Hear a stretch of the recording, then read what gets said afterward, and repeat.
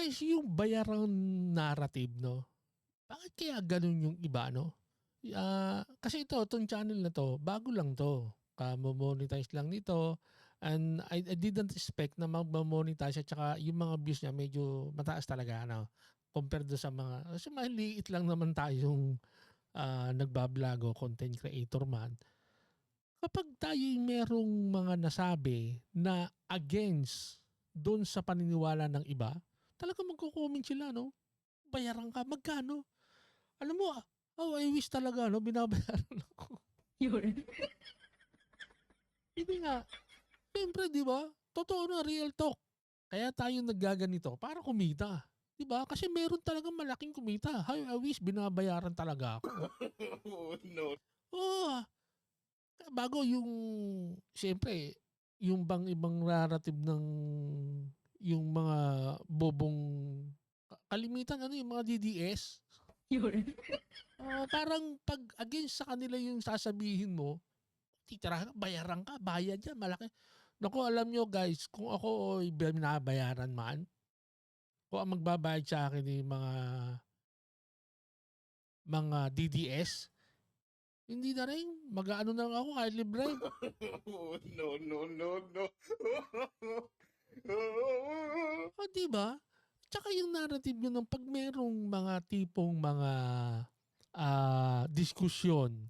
Alam ko, palagay ko kaya ako na monetize dahil dun sa mga ano yung mga DDS. Yun. Oo, kasi sila yung naandun. At saka ang ano ko nito, tsaka meron certified talaga na troll. Meron talaga mga troll. Yung sinabi nung isa, the next four na nag-comment, pare-pareho yung sinasabi nila. Yun. Meron talagang ganon. Ewan ko lang. Ako naman ang ibabalik ko sa inyo.